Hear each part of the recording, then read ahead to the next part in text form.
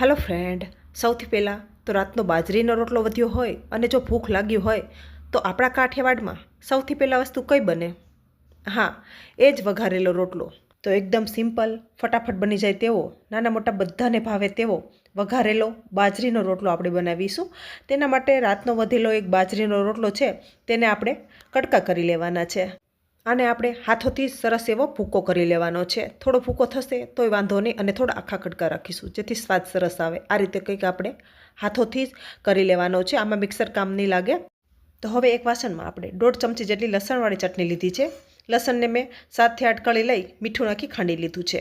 1 ચમચી ધાણા જીરું, થોડી હળદર અને સ્વાદ પ્રમાણે મીઠું થોડું એડ કર્યું છે, કારણ કે લસણની પેસ્ટ બનાવતી વખતે એમાં આપણે એડ કરેલું છે. તો પાણી એડ કરી સરખું આપણે થીક એવી આપણે આ ગ્રેવી બનાવી લેવાની છે, કંઈક આ રીતે. હવે આપણે એક કડાઈમાં આપણે તેલ ગરમ કરી લઈએ, જે 2 ચમચા જેટલું મેં લીધું છે.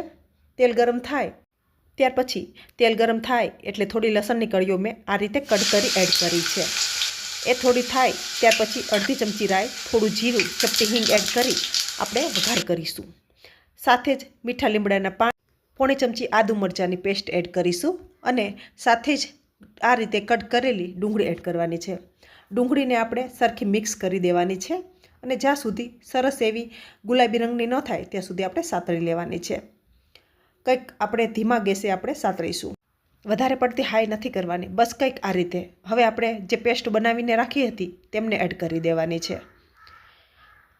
આનાથી લસણ દાઝશે નહીં અને મસાલાનો ટેસ્ટ કંઈક અલગ આવશે. ત્યાર પછી સરખું મિક્સ કરી આમને પણ 1 મિનિટ થવા દેશું, જેથી લસણની કચાશ દૂર થાય. ગેસને આપણે મીડિયમ રાખવાનું છે. જ્યાં સુધીને સરસ એવી સુગંધ આવે અને તેલ છૂટું પડે ત્યાં સુધી આપણે થવા દેશું. તો સરસ એવું તેલ છૂટું પડી ગયું છે. તો 1 ગ્લાસ મેં ઘાટી અને થોડી ખાટી છાશ લીધી છે. સરખું મિક્સ કરી દેવાનું છે, અને આ સમયે આપણે હલાવતા રહીશું જેથી છાશ છે તે ફાટશે નહીં. અને અડધો ગ્લાસ મેં પાણી લીધું છે. હવે સરસ એવો જો કલર પણ ચેન્જ થઈ જાય છે, અને થોડી ઉકળશે એટલે આપણે જે બાજરાના રોટલાના કડકા રાખ્યા છે તેમને એડ કરી દઈશું. હવે રોટલો એડ કર્યા પછી આપણે સરખું મિક્સ કરી લેવાનું છે. સરખું મિક્સ કર્યા પછી આમને પણ આપણે ઢાંકણ ઢાંકી 2 મિનિટ થવા દેશું, જેથી રોટલો છે સરસ એવો નરમ થઈ જશે. બાકી રોટલો અંદરથી તો આપણો ચડેલો જ હોય છે, બાકી નરમ કરવા માટે આપણે 2 મિનિટ ઢાંકણ ઢાંકી દેશું. 2 મિનિટ થઈ ગઈ છે, સરસ એવી ગ્રેવી થઈ ગઈ છે. આમાં તમે વધઘટ કરી શકો છો. ગ્રેવીમાં વધારે જો પસંદ હોય તો વધારે છાશ એડ કરવાની, બાકી આ ગ્રેવી મીડિયમ છે. ત્યાર પછી હજી પણ થોડી થીક થશે ઉતર્યા પછી. તો આપણે ગેસ બંધ કરી ઉપરથી આપણે લીલા ફ્રેશ ધાણા એડ કરીશું, જેથી સરસ એવો ટેસ્ટ આવે.